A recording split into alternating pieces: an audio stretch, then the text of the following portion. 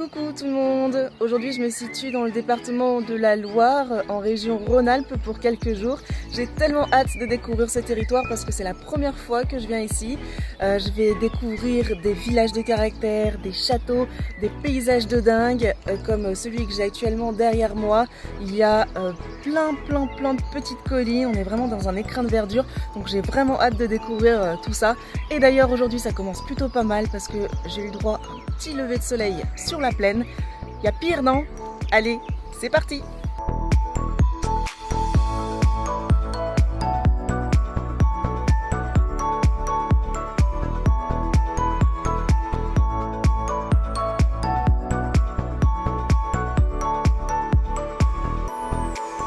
Bon, et bien première destination, le Crozet, où je me situe actuellement.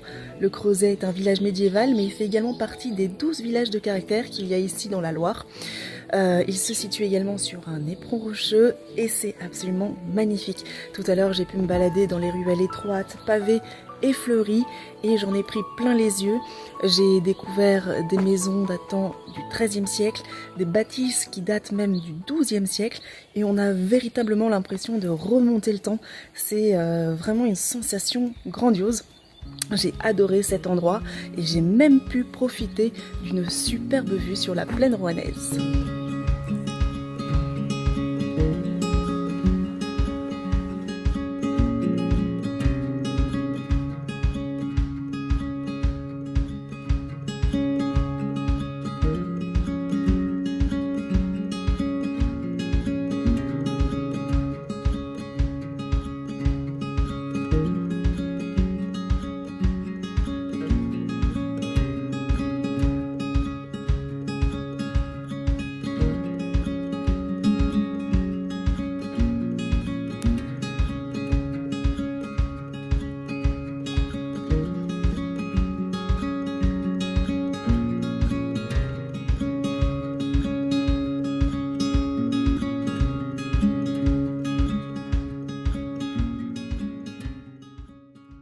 Bon, et bien après avoir dégusté du super bon vin de la côte rouennaise au domaine des Ormières, me voici à présent dans un autre village de caractère et un autre village médiéval. Il s'agit de Saint-An-le-Châtel. Saint-An-le-Châtel est situé également sur un éperon rocheux au pied des monts de la Madeleine.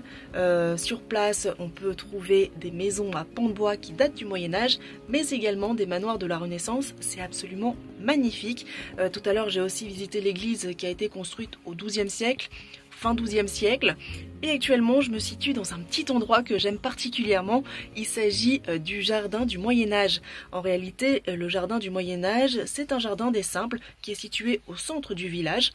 Pour ceux qui ne connaissent pas les Simples, il s'agit de variétés anciennes de légumes, de plantes aromatiques ou encore de plantes médicinales.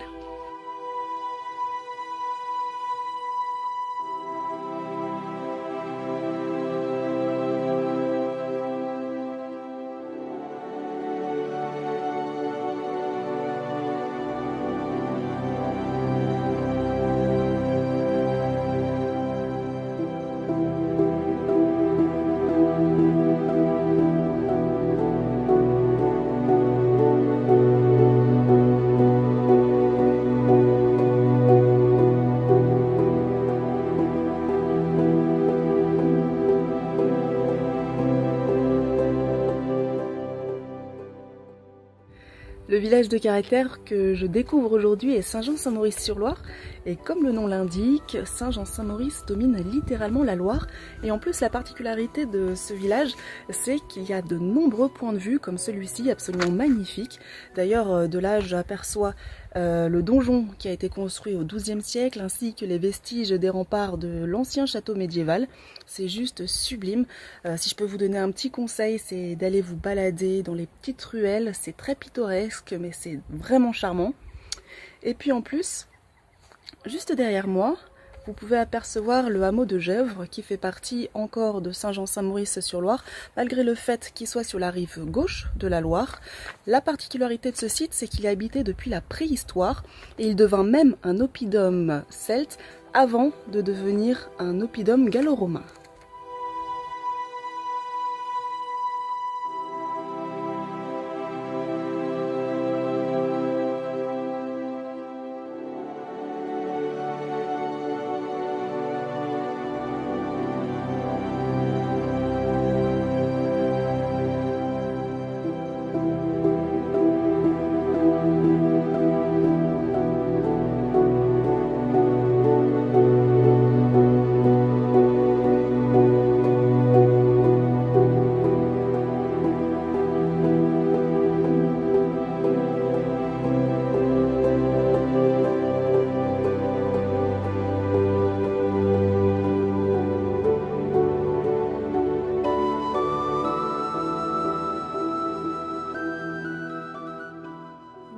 Eh bien ça y est, mon atelier de peinture sur soie est terminé.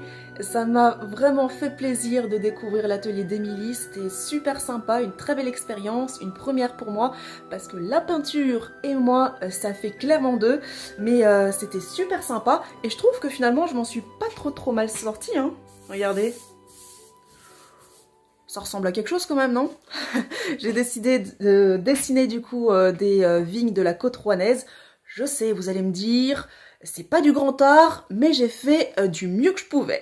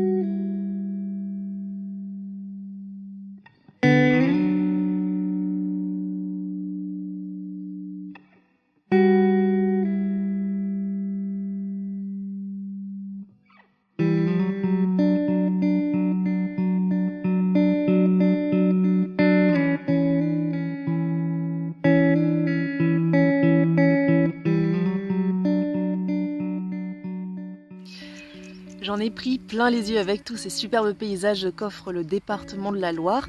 Mais à présent, petite leçon d'histoire parce que je me trouve au niveau du château de la Bâtie-d'Urfé. Ce château a été classé monument historique, mais en fait autrefois il s'agissait d'une maison fortifiée du Moyen-Âge. C'est seulement à partir du XVIe siècle que cette maison s'est transformée par des artistes italiens à l'initiative de Claude d'Urfé. Donc aujourd'hui on trouve des créations insolites et le château abrite également de nombreux trésors de la Renaissance, comme par exemple des représentations mythologiques qui ont été réalisées en galets. Donc franchement c'est très intéressant à visiter, j'ai adoré. Et à présent je me trouve dans le jardin pour une petite balade. Ce jardin a quant à lui été aménagé entre 1546 et 1558.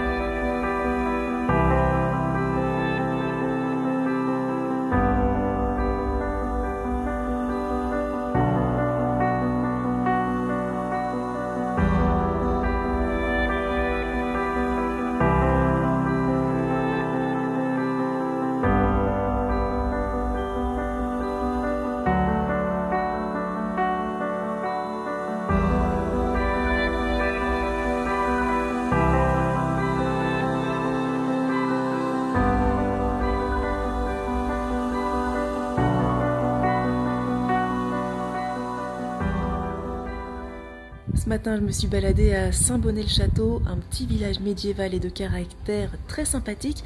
Mais en fait, ce qui fait la particularité de Saint-Bonnet-le-Château, c'est sa collégiale qui domine le village depuis le XVe siècle. Et j'ai pu visiter cette collégiale grâce à un guide qui m'a fait découvrir une bibliothèque datant du XVIIIe siècle et tous ses ouvrages. J'ai aussi découvert la chapelle basse qui est remplie de peintures murales absolument grandioses.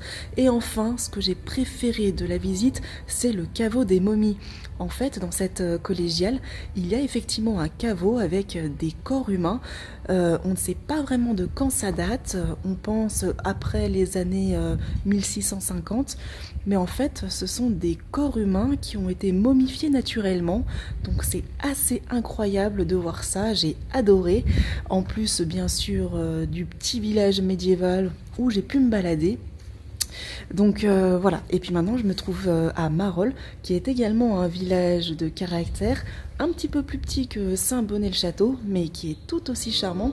C'est également un village d'artistes, et on a une superbe vue également sur la plaine du Forêt.